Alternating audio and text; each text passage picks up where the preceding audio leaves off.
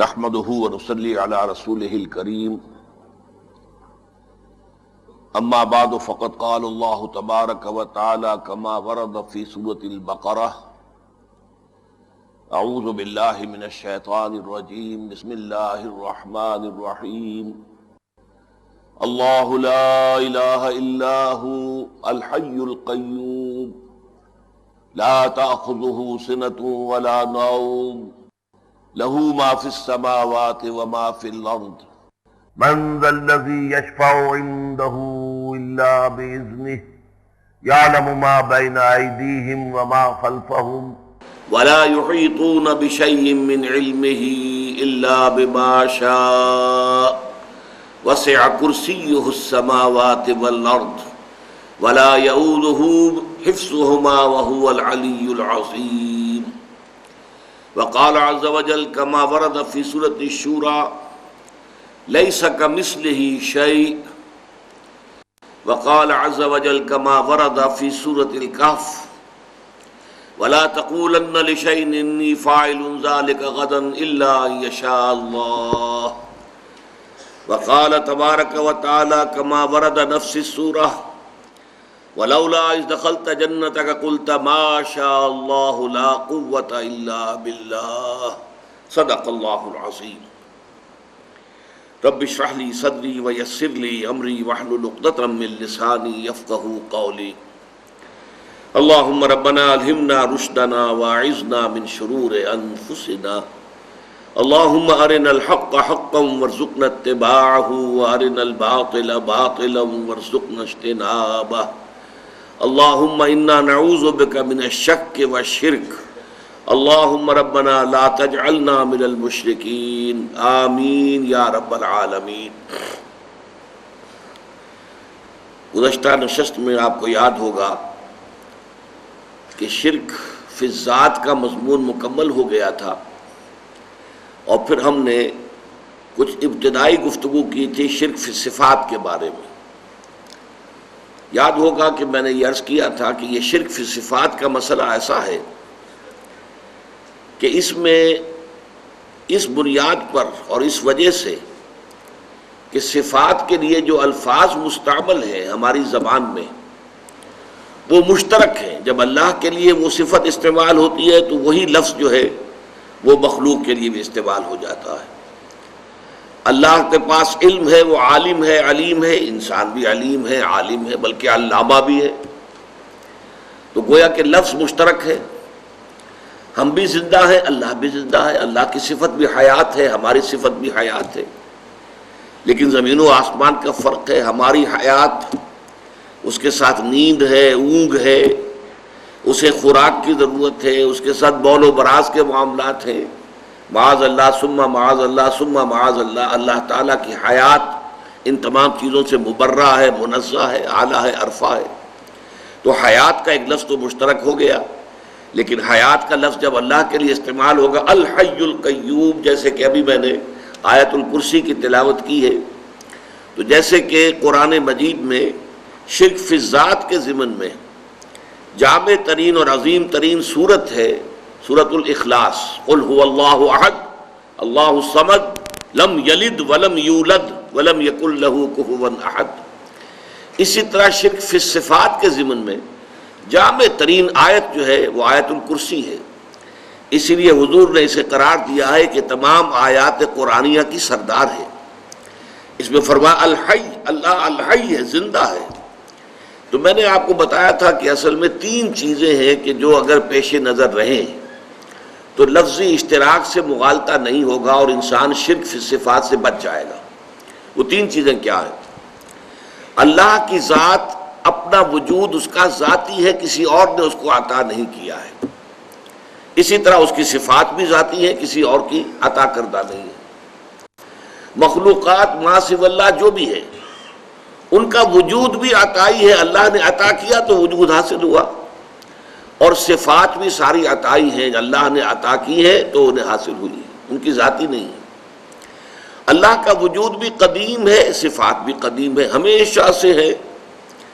ما سوی اللہ مخلوقات ان کا وجود بھی حادث اور صفات بھی حادث۔ اللہ کا وجود بھی لا متناہی، مطلق، ایبسولیوٹ، کوئی انتہا نہیں، لامحدود. اسی طرح اس کی صفات بھی لامحدود، مطلق، ایبسولیوٹ. ما سوی اللہ کوئی بھی ہو، کسے باشد، جملہ مخلوقات، ان کا جو وجود ہے وہ بھی محدود ہے، لمیٹڈ ہے، اور اسی طریقے سے صفات بھی محدود ہے. تو یہ اگر تین چیزوں کے مقابلے میں ذہن میں رہے تو انسان شرک فی الصفات سے بچ بھی جاتا ہے، اور پھر اسی کے حوالے سے بہت سے جو مہم مسائل ہیں، بہت اہم مسائل، وہ بھی حل ہوتے چلے جاتے ہیں. عام طور پر اللہ تعالیٰ کی ویسے تو صفات آپ کو معلوم ہے، تمام صفاتی نام 99 ہے، صفات سے ہی ہے، لیکن یہ ہے کہ ان میں سے 6 کو مانا گیا ہے کہ یہ بڑی بنیادی صفات ہے.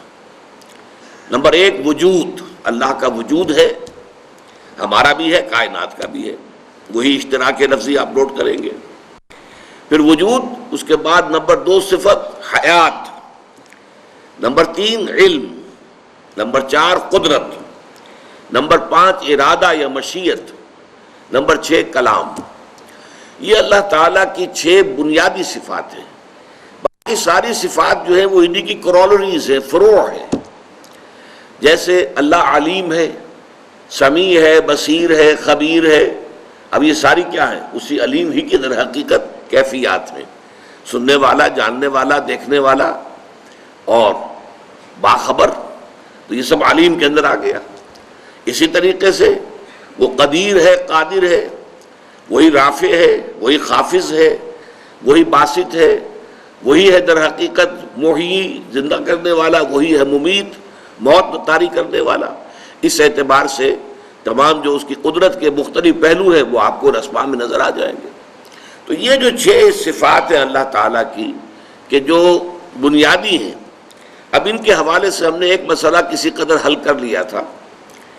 یہ علم غیب کا مسئلہ جو ہے نبی اکرم صلی اللہ علیہ وسلم کے لیے یا کسی اور ولی اللہ کے لیے یا کسی اور نبی کے لیے یا ملائکہ کے لیے، تو پہلی بات تو یہ ہے کہ ان 3 تحدیدات کے اندر چنانچہ میں نے آپ کو بتایا تھا کہ ایک بریلوی مکتب فکر کے، اب تو خود بہت بڑے عالم ہیں وہ اپنے علاقے میں، منٹگمری میں، جو اب ساہیوال کہلاتا ہے.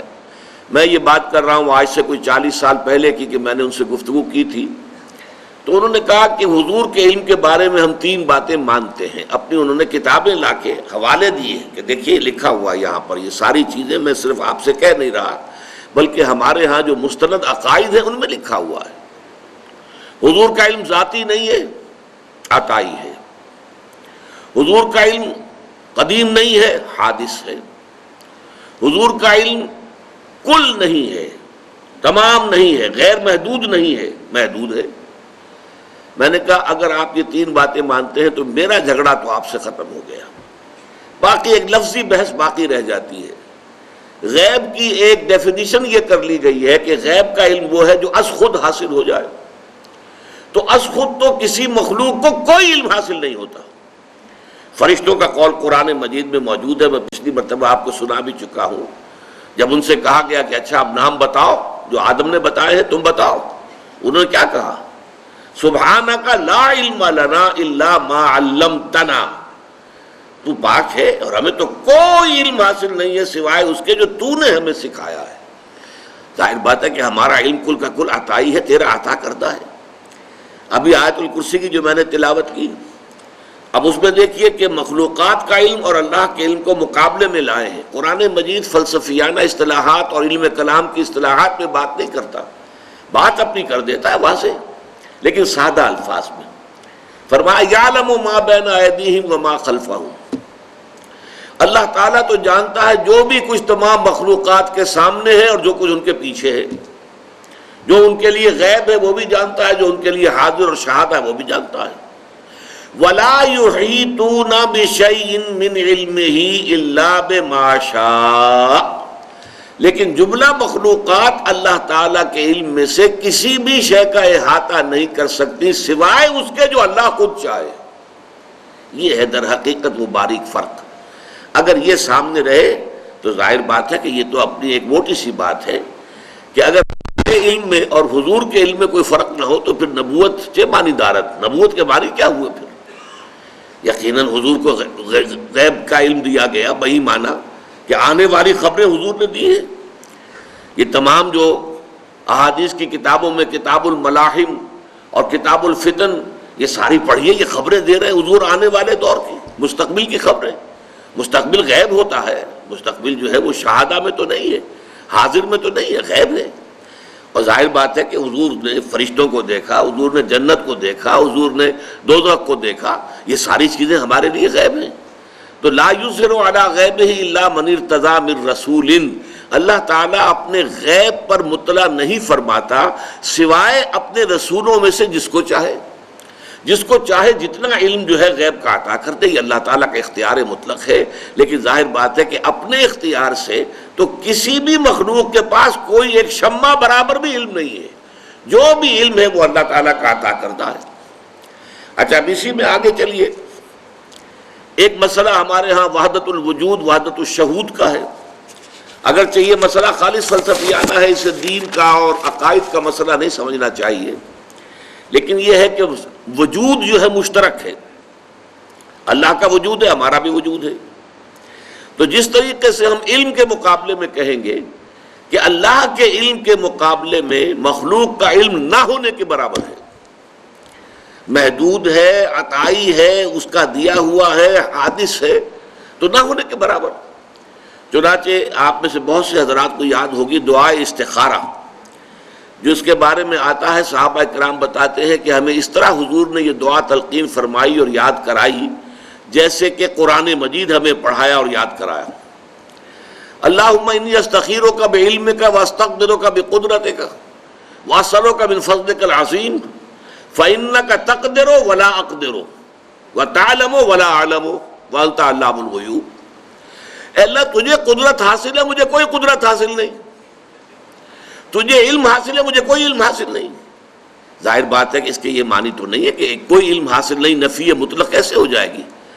آخر حضور کو بہت سا علم حاصل تھا، ہمیں بھی کچھ نہ کچھ علم حاصل ہوتا ہے، تو لا علم لنا، اور یہاں جو فرمایا فَإِنَّكَ تَقْدِرُ وَلَا أَقْدِرُ وَلَا تَعْلَمُ وَلَا أَعْلَمُ، وہ تعلم ولا علم، تو جانتا میں نہیں جانتا، وہ اس اعتبار سے کہ ہمارا علم اللہ کے علم کے مقابلے میں نہ ہونے کے برابر ہے، جس کے بارے میں ایک حدیث میں یہ تشریح دی گئی ہے کہ تم اپنے علم کا اور اللہ تعالیٰ کے علم سے تقابل کرنا چاہو تو یوں سمجھو کہ سمندر کے کنارے کھڑے ہو کر ایک انگلی پانی میں ڈبو کر نکال لو تو جتنا پانی تمہاری انگلی پہ لگ کر آ جائے گا، اس پانی کو جو تناسب ہے سمندر کے پانی کے ساتھ، وہ تناسب بھی تمہارے علم کو حاصل نہیں، اللہ کے علم کے ساتھ۔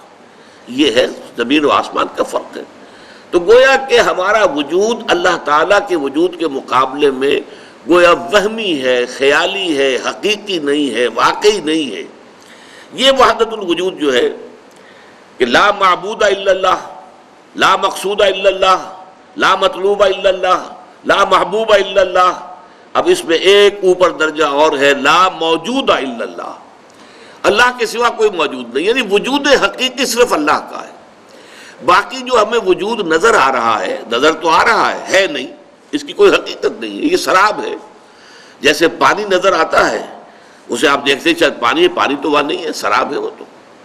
لہذا اس کے لیے جو شعر کہے گئے کل ما فی الکون وہم او خیال اور رکوس فی المرایا او ظلال، اس کائنات میں جو کچھ ہے یا تو وہم ہے ہمارا یا خیال ہے ہمارا، اور یا یہ کہ جیسے شیشوں میں آئینوں کے اندر عکس نظر آتے ہیں، آپ آئینے کے سامنے کھڑے ہیں اور ادھر بھی نظر آ رہے ہیں، آپ کا کوئی وجود آئینے کے پیچھے نہیں ہے، نظر تو آ رہے ہیں کہ نہیں؟ تو ہاں اگرچہ آپ دیکھ رہے ہیں لیکن آپ کا وجود کوئی نہیں ہے۔ تو جیسے کہ آئینے کے اندر تصویریں بن جاتی ہیں اور عکس نظر آتا ہے، یا یہ کہ درخت کا سایہ جو ہے زمین پر پڑ رہا ہے، ظلال ظل، تو اس سے زیادہ حقیقت اس کائنات کی نہیں۔ اب یہ اس میں دو ہمارے جو بہت بڑے بڑے بزرگ ہیں جن کا اختلاف ہے، وحدت الوجود شیخ ابن عربی اور وحدت الشہود شیخ احمد سرہندی۔ معاملہ چونکہ بہت باریک ہے، میں اس کی تفاصیل میں نہیں جاؤں گا، میں نے اس پر اپنا موقف جو ہے بہت تفصیل سے سورہ حدید کا جب درس پچھلی مرتبہ میں نے دیا تھا تو اس میں تفصیل سے بیان کر دیا ہے، اب اتنا موقع نہیں ہے۔ لیکن دیکھیے شیخ احمد سرہندی رحمۃ اللہ علیہ ایک مثال دیتے ہیں، حالانکہ وہ وحدت الشہود کے قائل ہے، وحدت الوجود کے قائل نہیں ہے، وحدت الوجود کی تو سب سے شدید نفی انہوں نے کی ہے، اور وحدت الوجود ہی کے جواب میں انہوں نے وحدت الشہود کا فلسفہ جو ہے وہ پیش فرمایا ہے۔ لیکن مثال ان کی کیا ہے کہ اگر آپ کوئی ایک لکڑی لے کر اور اس کے ایک سرے کے اوپر کپڑا باندھ دیں اور اس پہ تیل ڈال دیں، مٹی کا تیل، اور پھر آگ لگا دیں تو مشعل آپ کے پاس آ گئی۔ یہ مشعل جو ہے اسے تیزی کے ساتھ دائرے میں حرکت دیجئے تو آپ کو ایک آتشین دائرہ نظر آئے گا، یو ول سی اٹ، ایک سرکل ہے آگ کا، کیونکہ آپ تیزی کے ساتھ حرکت دے رہے ہیں اس کو، مشعل کو، تو آپ کو وہ جو ایک مشعل جو ہے وہ آپ کو ایک دائرے کی شکل میں نظر آئے گی، نظر آ رہی ہے لیکن آپ کو معلوم ہے کہ دائرہ موجود نہیں ہے۔ ہر چند کہیں کہ ہے نہیں ہے، نظر آ رہا ہے نہیں۔ مغربی فلاسفہ میں سے بریڈلے نے اس پر جو کتاب لکھی تھی اپیئرنس اینڈ ریئلٹی، یہ اپیئرنس جو کچھ ہمیں نظر آ رہا ہے کائنات کے اندر، یہ ریئل نہیں ہے، ریئلٹی سم تھنگ اور، وہ کچھ اور شے ہے۔ تو اس حوالے سے یہ جو وجود کا معاملہ ہے کہ ہم اپنے وجود کو اللہ پر قیاس نہیں کر سکتے اور اللہ کے وجود کو اپنے وجود پر قیاس نہیں کر سکتے، یہ دونوں جو ہے متمایز ہیں، متغایر ہیں، اور اللہ کے وجود کے مقابلے میں ہمارا وجود نہ ہونے کے برابر ہے۔ البتہ اس وحدت الشہود یا وحدت الوجود کی جو عامیانہ تشریح کی جاتی ہے عمومی سطح پر عام لوگوں کے اندر، وہاں یقیناً خطرے پیدا ہو جاتے ہیں، اور وہاں پینتھیزم کے ساتھ، ہماوست کے ساتھ اس کی ایک مشابہت پیدا ہو جاتی ہے۔ یہی وجہ ہے کہ ہمارے بہت سے ائمہ نے، امام ابن تیمیہ رحمۃ اللہ علیہ نے بڑی شدت کے ساتھ جو ہے مخالفت کی ہے اور نفی کی ہے وحدت الوجود کی، اور اسی انداز میں جو ہے شیخ احمد سرہندی نے وحدت الوجود کی نفی کی ہے، اس لیے کہ وحدت الوجود کی تعبیر جو ہے باریک ہو کر پینتھیزم کے ساتھ جا کر مل جاتی ہے، ہماوست کے ساتھ۔ اس حوالے کو یوں سمجھنا چاہیے کہ در حقیقت اس میں زمین و آسمان کا فرق یوں ہے، پینتھیزم میں کائنات کو حقیقی مانتے ہیں، اللہ اس کائنات میں گم ہو گیا ہے، اللہ نے یہ شکل اختیار کر لی، اب اللہ کا وجود علیحدہ نہیں ہے، اللہ اس کائنات میں گم ہو گیا، حل ہو گیا، جیسے نمک پانی میں حل ہو گیا، اب کہاں نمک آپ کو نظر آئے گا، یا چینی تھی پانی میں حل ہو گئی۔ تو یہ جو ہے یہ کیفیت ہے کہ اب وجود حقیقی کائنات کا اور اللہ کا وجود گم، جبکہ ان حضرات کا کہنا یہ ہے، چاہے وہ شیخ ابن عربی ہو اور چاہے شیخ احمد سرہندی ہو، کہ کائنات کا وجود ہے ہی نہیں، نظر آتا ہے۔ حضرت شیخ احمد سرہندی کے الفاظ یہ ہیں، ای الصنعت باری تعالی است، یہ اللہ تعالیٰ کی کاریگری ہے کہ معدوم را موجود می نمائند، کہ معدوم جو شے ہے اس کو وہ موجود کی شکل میں دکھا رہے ہیں، حقیقت اس کائنات کی کوئی نہیں ہے۔ بس میں اس پر اس سے زیادہ آگے نہیں بڑھنا چاہتا، لیکن یہ مسئلہ بہت باریک، بہت ٹیڑھا ہے، لیکن میں نے صرف اس لیے ذکر کر دیا کہ ہمارے ہاں اس چیز میں فرق کو نہ جاننے کی وجہ سے بہت سے حضرات کو، ہمارے بہت سے جو بزرگ ہیں اسلاف، ان سے سوء ظن ہو گیا ہے۔ نوٹ یہ کرنا چاہیے، پینتھیزم اور ہے، پینتھیزم ہماوست، کہ اللہ ہی نے اس کائنات کی شکل اختیار کر لی ہے، کائنات حقیقی ہے، اللہ کا وجود اس میں غائب ہو گیا ہے۔ لیکن وحدت الوجود کے در حقیقت یہ نہیں ہے، اس میں زمین و آسمان کا فرق ہے، وجود حقیقی صرف اللہ کا ہے، باقی جو نظر آ رہا ہے یہ غیر حقیقی ہے، اعتباری ہے، اس کی جو ہے آربیٹریری قسم کی ایگزسٹنس ہے، اس کی کوئی حقیقت نہیں ہے۔ یہ ہے ان کا، اب کوئی اس کو مانے یا نہ مانے، اختلاف کرے، اختلاف کرنے کا حق ہے۔ ایک مرتبہ مولانا داؤد غزنوی رحمۃ اللہ علیہ نے بہت عمدگی کے ساتھ تقریر کی تھی اسی سائی وال کی مسجد میں۔ انہوں نے کہا تھا کہ ہمارے بعض نوجوان جو ہیں بڑی بے ادبی کے ساتھ نام لے لیتے ہیں بعض بزرگوں کے، تو یہ ٹھیک نہیں ہے، ہم اختلاف کریں، لیکن اختلاف اس طور سے کریں جیسے حضرت شیخ احمد سرہندی رحمۃ اللہ علیہ نے حضرت شیخ ابن عربی رحمۃ اللہ علیہ سے کیا۔ کوئی اہل حدیث ابن عربی کے ساتھ یہ الفاظ استعمال نہیں کر سکتا، حضرت شیخ ابن عربی رحمۃ اللہ علیہ، لیکن میں نے یہ الفاظ اپنے کانوں سے سنے، اور مسجد، جامع مسجد تھی منٹگومری کی، اس میں انہوں نے واعظ کہتے ہوئے الفاظ کہے، انہوں نے حضرت شیخ ابن عربی سے، اور پھر انہوں نے کوٹ کیا کہ شیخ احمد سرہندی یہ لکھتے ہیں کہ من ذل بردار خان ایشانم، میں تو شیخ ابن عربی کے دسترخوان کے جھوٹے ٹکڑے کھانے والوں میں سے ہوں۔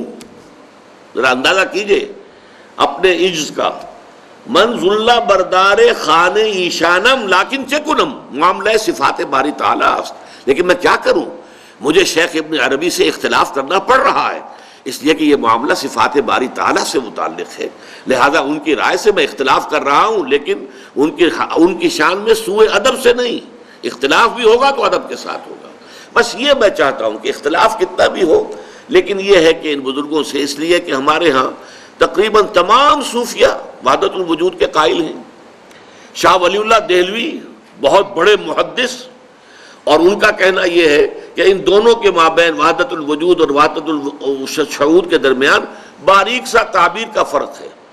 چنانچہ انہوں نے ایک تیسری اصطلاح ایجاد کی، توحید وجودی، وجود میں توحید۔ یہ در حقیقت میں نے پھر عرض کر رہا ہوں تیسری مرتبہ، باریک مسئلہ ہے، مسئلہ فلسفے کا ہے، یہ دین کا نہیں ہے، لیکن چونکہ بہرحال ہمارے بزرگوں نے اس سے بحثیں کی ہیں تو ہمیں جو ہے حسن ظن قائم رکھنا چاہیے اختلاف کو باقی رکھتے ہوئے۔ اب آگے چلیے، تیسرا مسئلہ جو اس شرک فی صفات کے حوالے سے حل ہوتا ہے وہ کیا ہے؟ جیسے کہ ابھی تک ہم نے صفات کی بات کی ہے، انسانوں کی صفات، فرشتوں کی صفات، ملائکہ کی صفات، انبیاء اولیاء اللہ کی صفات، لیکن ایک صفات وہ ہیں جنہیں ہم پڑھتے ہیں سائنس میں پراپرٹیز آف دی میٹر۔ فلاں چیز کی یہ خاصیت ہے، فلاں چیز میں یہ صفت ہے، فلاں چیز کے اندر یہ تاثیر ہے، فلاں چیز میں یہ پڑھتے ہیں کہ نہیں پڑھتے؟ ساری کیمسٹری، فزکس وغیرہ اسی پر چلتی ہے نا۔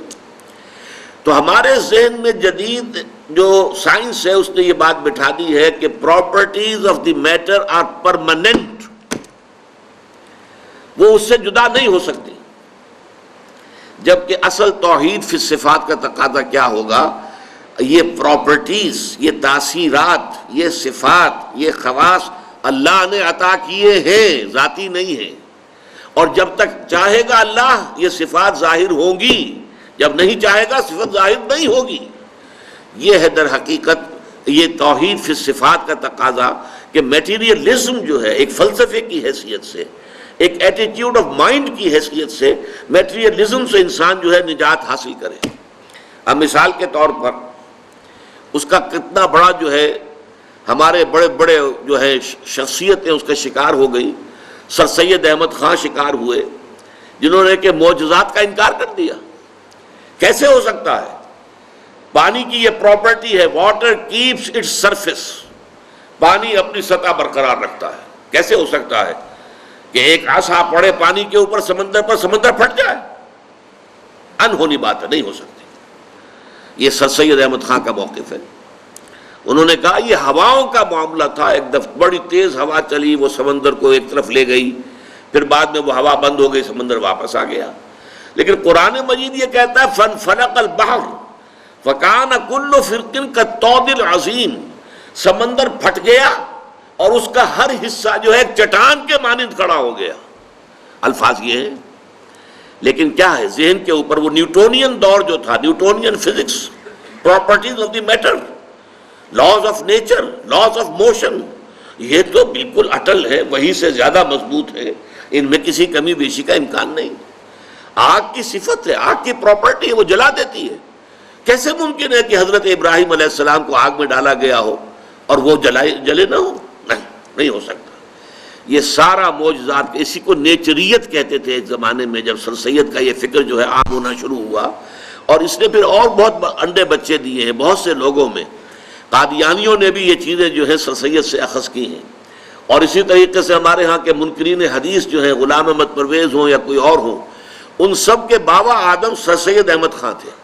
یہ نوٹ کر لیجئے کہ سر سید احمد خان مرحوم، ان کی شخصیت کے دو پہلو تھے۔ ایک پہلو بہت عمدہ تھا، مسلمانوں کے ہمدرد، بہی خواہ، مسلمانوں کے لیے ان کے خیر خواہ، ان کے لیے بہتری سوچنے والے۔ ہندوستان میں مسلمانوں کا کیا معاملہ ہو جائے گا اگر انہوں نے جدید تعلیم حاصل نہ کی، اگر وہ بالکل جو ہے آئیں گے نہیں، نہ ملازمتیں ملیں گی، وہ تو صرف سقے رہ جائیں گے یا قصائی بن کر رہ جائیں گے، اور تو کچھ کام ان کا ہوگا نہیں۔ تو وہ ایک محب قوم کی حیثیت سے ان کا معاملہ جو ہے وہ علیحدہ ہے، اس اعتبار سے وہ ہمارے بہت محترم ہے اور بہت ہی قابل عزت انسان ہے۔ لیکن وہ جو متکلم اور مفسر بن کر بیٹھ گئے، اس کے اعتبار سے ان سے بہت بڑی بڑی غلطیاں ہوئی ہیں۔ جنات کا انہوں نے انکار کر دیا، وہ تو چونکہ انویزیبل ہے، نظر نہیں آتے جنات، یہ جن سے مراد در حقیقت یہ جو کہہ دیا ہے کہ جن آگ سے پیدا کیے گئے، یہ استعارہ ہے، محاورہ ہے۔ آپ کسی شخص کو کہتے ہیں کہ وہ غصے میں آگ بگو، تو وہ آگ تو نہیں ہو جاتا، انسان ہی رہتا ہے، لیکن مشتعل مزاج انسان کو جن کہہ دیا گیا، جو کہ غصے میں ایک دم آ جائے، ایک دم بھڑک اٹھے، جیسے آگ بھڑک اٹھتی ہے ایسے وہ جنات۔ اب یہ ان کی تعویل ہے۔ فرشتوں کا انکار کر دیا، کیونکہ فرشتے نظر نہیں آتے، فرشتے نہیں ہیں، یہ سب فورسز آف دی نیچر ہے، اس کے سوا کچھ نہیں ہے۔ فورسز آف دی گریوٹی ایک فورس آف دی نیچر ہے، اس کو ایک فرشتہ قرار دے دیا گیا۔ یہ ساری چیزیں کہاں سے پیدا ہوئی ہیں؟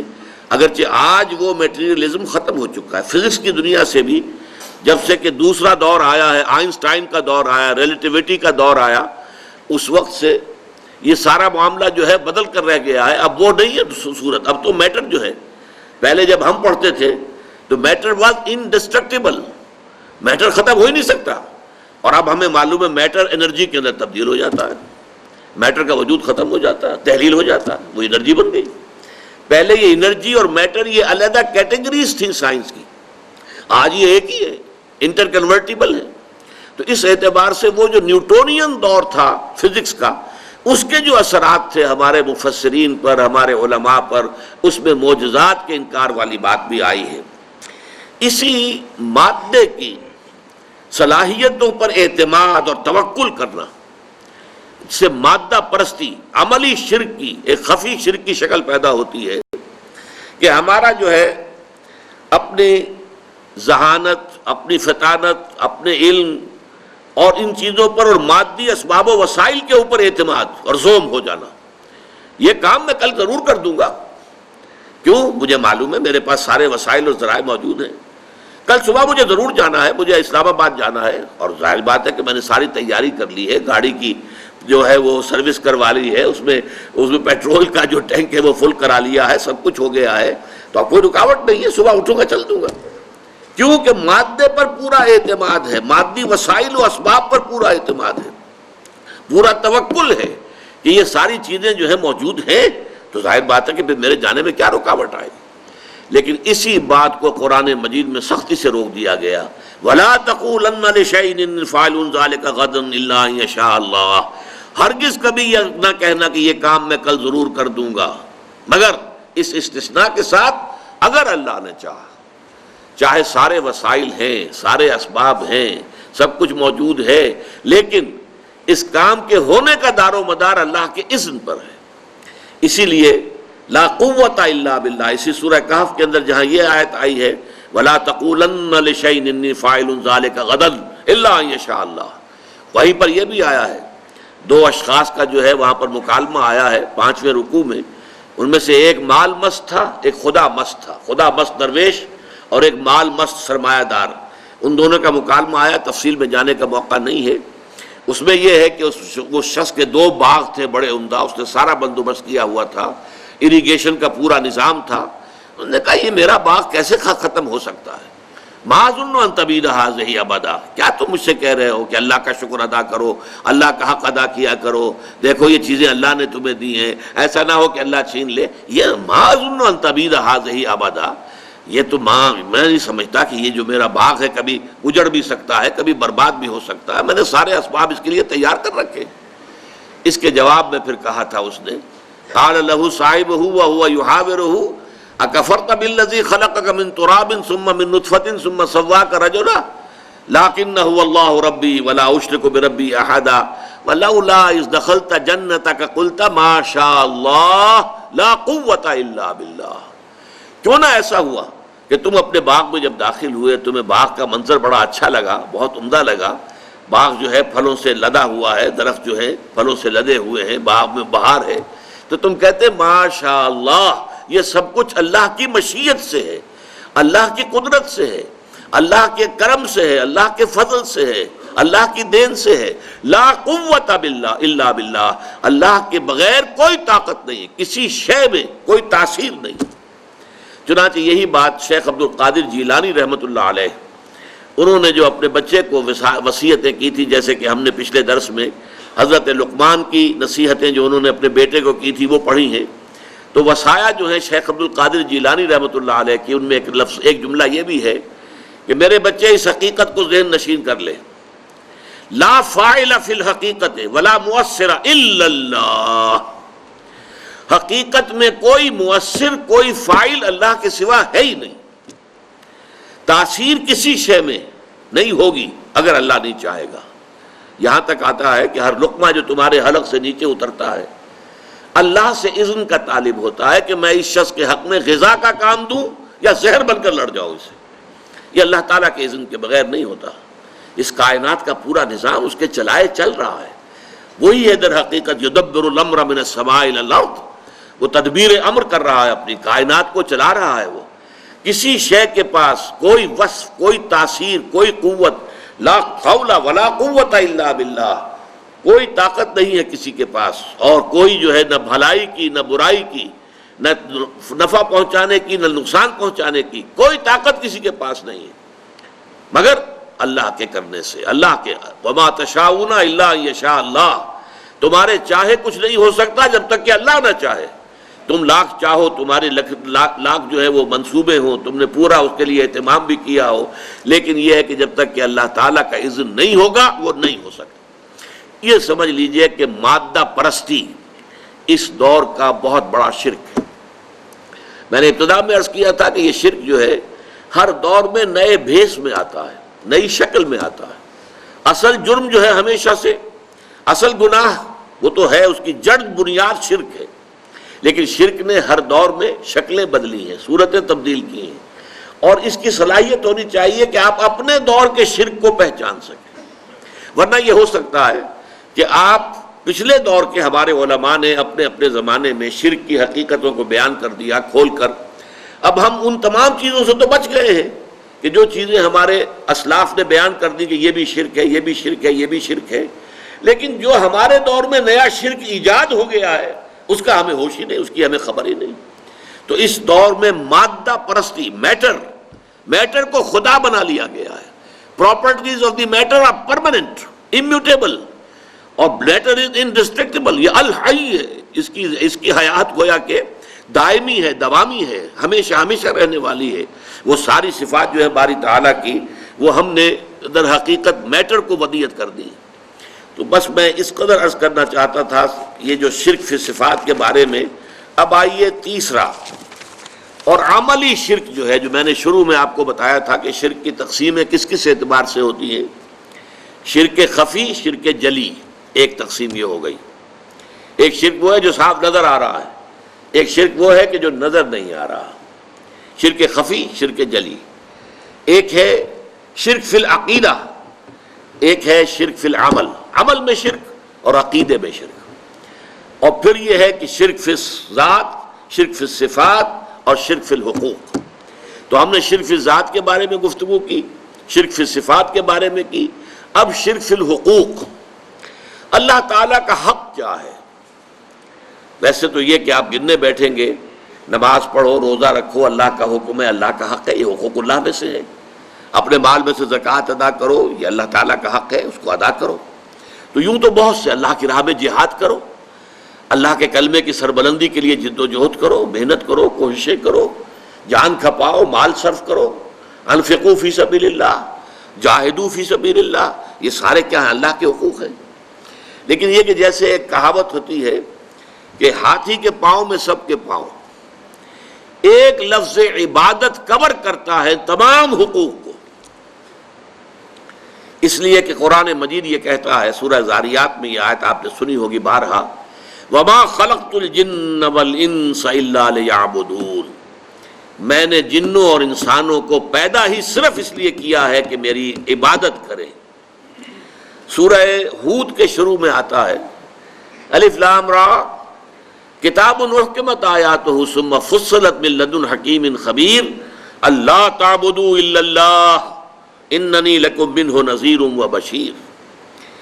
دیکھو یہ کتاب ایسی ہے جو پہلے بہت مضبوط کی گئی ہیں، اس کی آیات بڑی گاڑی، بہت مضبوط.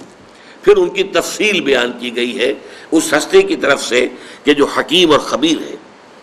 اور یہ کیا پیغام لے کر آئی ہے؟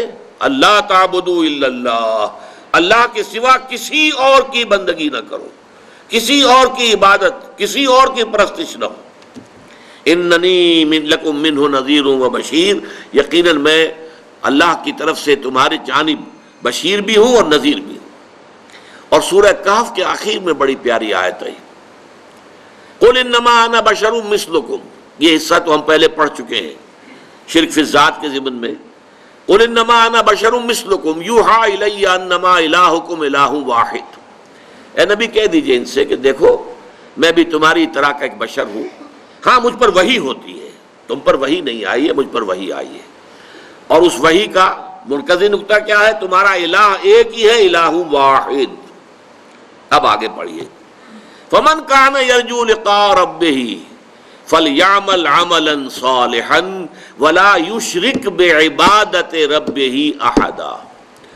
تو جو کوئی بھی تم میں سے امیدوار ہے اپنے پروردگار سے ملاقات کا، اسے خیال ہے کہ جانا ہے ایک روز اللہ تعالیٰ کے حضور میں حاضری دینی ہے، حساب کتاب ہوگا، اس کے سامنے کھڑے ہونا ہوگا. اما من خاف مقام ربہ ونہى النفس عن الہوى، تو اسے کام دو کرنے چاہیے، عمل کرے اچھے اور اپنے رب کی عبادت میں شرک نہ کرے، اپنے رب کی عبادت میں کسی کو شریک نہ کرے.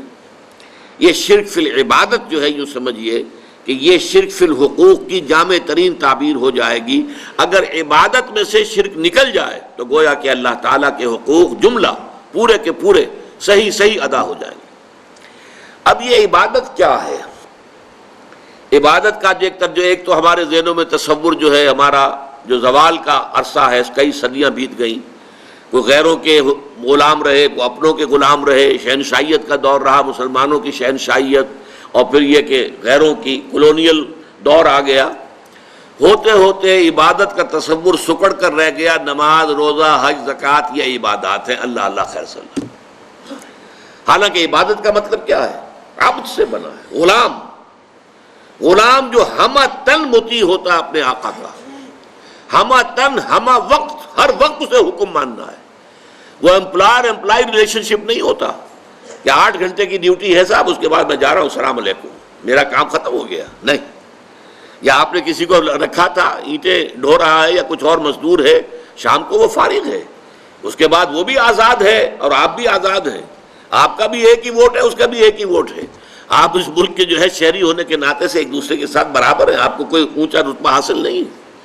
لیکن غلام اور آقا کا تو زمین و آسمان کا فرق. وہ مملوک ہے اور وہ مالک ہے. وہ مالک جو ہے جب چاہے اور جو چاہے حکم دے. اس غلام کا کام یہ ہے کہ مانے، رات کو حکم دیے، دن میں حکم دے. اور اسی طریقے سے اگر وہ آقا جو ہے کوئی کوٹڑی دے دے کہ اس میں تم سو جایا کرو رات کو، تو وہ کوٹڑی کا مالک تو نہیں بن جاتا. کوٹڑی ملکیت تو رہتی ہے آقا کی، ہاں استعمال میں ہے. متاع الحیات الدنیا، دنیا کی زندگی کے برتنے کا سامان ہے بس. باقی یہ کہ ملکیت جو ہے وہ تو آقا کی ہے. اس تصور میں اللہ کی بندگی اور بہت خوبصورتی کے ساتھ ادا کیا شیخ سعدی رحمۃ اللہ علیہ نے. زندگی آمد برائے بندگی، زندگی بے بندگی شرمندگی. وما خلقت الجن والانس الا لیعبدون، یہ تو ہمیں زندگی ملی ہی عبادت کے لیے. لیکن یہ جو میں نے ہمہ وقت ہمہ تن اطاعت اللہ کی عبادت کا تقاضا بیان کیا ہے، یہ بھی ابھی مکمل نہیں ہے. اس میں ایک ایلیمنٹ کا اضافہ ہوگا تب یہ عبادت کا تصور مکمل ہوگا. اور وہ ایلیمنٹ یہ ہے، اطاعت مجبوری کے تحت بھی ہوتی ہے. ہم انگریزوں کی اطاعت کرتے تھے، مجبور تھے، کیا کریں، انہوں نے ہمیں فتح کر لیا، بزور شمشیر فتح کیا ہندوستان کو، اب ہم مجبور ہیں اس کا حکم ماننے کے اوپر. تو جبری جو اطاعت ہے وہ عبادت نہیں کہلائے گی. عبادت کے لیے ہوگی کہ وہ اطاعت محبت کے جذبے سے سرشار ہو کر کی جا رہی ہے، اللہ کی محبت کے جذبے سے سرشار ہو کر ہمہ تن ہمہ وقت ہمہ وجوہ اطاعت. اب یہ دونوں چیزیں جو ہیں عبادت کے دو جز ہو گئے. ایک جز اطاعت کلی، ہمہ وقت ہمہ تن ہمہ وجوہ، اور ایک محبت، اور محبت بھی شدید ترین. والذین آمنوا اشد حبا للہ، جو لوگ کہ ایمان والے ہیں حقیقت میں ان کی تو شدید ترین محبت اللہ سے ہوتی ہے. ان دونوں میں کیا رشتہ ہے، کیا تعلق ہے، کیا ریشیو پروپورشن ہے، اس کی خوبصورت ترین مثال یہ ہے کہ ایک ہمارا جسم ہے، یہ نظر آ رہا ہے، 2.5 من کا یہ جثہ ہے، یہ سب کچھ جو ہے سامنے ہے، ظاہر ہے. لیکن ایک اس کی جان ہے، وہ نظر نہیں آتی. اس جسم میں وہ جان نہ ہو تو یہ جسم گل جائے گا، سڑ جائے گا، جلد از جلد اس کو قبر میں اتارنا ضروری ہو جائے گا. وہ جان نظر آنے والی شے نہیں ہے، لیکن اس جسم کا سارا وجود اس جان کے اوپر منحصر ہے. وہ جان ہے تو یہ سب کچھ ہے، اور جان نکل گئی تو یہ کیا ہے؟ وہ تو پھر ایک عناصر ہے جو منتشر ہو جائیں گے، تھوڑا وقت لگے گا، اس کے بعد سب کے سب تحلیل ہو کر ختم ہو جائیں گے، یا جو حشرات الارض آ کر کھا پی جائیں گے اس کو. اسی طریقے سے سمجھ لیجئے کہ عبادت کا جو جسد ظاہری ہے وہ ہے اطاعت. اطاعت جب انسان کرتا ہے تو نظر آ جاتا ہے. آپ نے اللہ تعالیٰ کے حکم کے مطابق نماز پڑھی، نظر آ گیا آپ نے نماز پڑھی ہے. آپ نے اللہ تعالیٰ کے حکم کے مطابق روزہ رکھا ہے، سب کو معلوم ہو گیا کہ انہوں نے روزہ رکھا ہے. اطاعت نظر آتی ہے، لیکن اس محبت کا معاملہ کیا ہے وہ نظر نہیں آتی، وہ اندر کی شے ہے. لیکن اگر وہ محبت نہیں ہے تو یہ جسد ہے ایسے جسد کے مانند جس میں جان نہیں ہے. اطاعت جو ہے عبادت تب بنے گی جبکہ اس کے اندر محبت کی شیرینی، محبت کی حلاوت شامل ہو جائے. اللہ تعالیٰ کی محبت جو ہے وہ اس کے اندر رواں ہو، جاری و ساری ہو، سرایت کر جائے پورے وجود کے اندر، تب وہ عبادت بنے گی. اس کو بہت خوبصورتی کے ساتھ امام ابن تیمیہ کے شاگرد رشید حافظ ابن قیم نے بیان کیا ہے کہ العبادت تجمع اصلین، عبادت دو چیزوں کو، دو بنیادی چیزوں کو جمع کرنے سے وجود میں آتی ہے. وہ دو چیزیں کیا ہیں؟ غایت الحب مع غایت الذل والخضوع، حد درجے کی محبت اللہ کے ساتھ، حد درجے کی محبت، اور حد درجے میں اللہ کے سامنے اپنے آپ کو جھکا دینا، بچھا دینا، اپنے عجز اور تذلل، عاجزی، اطاعت گزاری، اطاعت شعاری، اس میں بھی انتہا کو پہنچ جانا. یہ دو چیزیں جب جمع ہوتی ہیں، العبادت تجمع اصلین، غایت الحب مع غایت الذل والخضوع، تب جا کر عبادت مکمل ہوتی ہے. تو ہمیں توحید فی العبادت سمجھنی ہے، اور بڑا اہم موضوع ہے عبادت میں توحید کے معنی کیا ہے، اور اسی سے بات واضح ہو جائے گی کہ شرک فی الاطاعت، فی عبادت کیا ہے. لیکن ابھی تین پہلو اور عبادت کے نوٹ کر لیجئے تاکہ آپ کے پاس ہو کہ 5 اعتبارات سے ہمیں توحید فی العبادت یا شرک فی العبادت کو سمجھنا ہے. پہلی بات یہ کہ توحید فی الاطاعت ورسس شرک فی الاطاعت. ایک طرف توحید فی الاطاعت کیا ہے، اس کے تقاضے کیا ہیں، اور برعکس اس کے شرک فی الاطاعت کیا ہے. توحید فی المحبت، اس کا تقاضا کیا ہے، شرک فی المحبت، اس کا تقاضا کیا ہے، اس کا مفہوم کیا ہے. اس کے علاوہ کچھ مراسم عبودیت ہوتے ہیں، اللہ کے سامنے اپنی عاجزی کا اظہار، ہاتھ باندھ کر کھڑا ہو جانا، رکوع کرنا، سجدہ کرنا، جیسے سورج سجدہ کیا جاتا ہے، درختوں کو، بتوں کو. یہ سب کیا ہے؟ یہ اپنے اظہار عجز و تذلل جو ہے وہ اس ہستی کے سامنے کہ جس کو وہ معبود سمجھ رہے ہیں. تو یہ گویا کہ مراسم عبودیت کہلائیں گے. اور نمبر 4 دعا کے بارے میں کہا گیا ہے الدعاء مخ العبادہ، الدعاء هو العبادہ. اب اس میں ہمیں دیکھنا ہوگا کہ توحید فی الدعاء سے مراد کیا ہے اور شرک فی الدعاء کیا ہے. اور آخری چیز، عبادت کے اللہ کی جناب میں قبول ہونے کی شرط لازم ہے اخلاص، اور اخلاص کی ضد ہے ریا اور سمعہ. کوئی کام کرنا عبادت کا، نیکی کا، لوگوں کو دکھانے کے لیے، اپنے تقویٰ کی دھونس جمانے کے لیے، تو یہ گویا کہ شرک کی پھر وہ بدترین صورت ہو جائے گی جس میں اخلاص کی نفی ہو جاتی ہے. ان 5 عنوانات کے تحت انشاءاللہ اگلی نشست میں ہم توحید فی العبادت اور شرک فی العبادت کو سمجھنے کی کوشش کریں گے. اقول قولی ھذا واستغفر اللہ لی ولکم ولسائر المسلمین والمسلمات.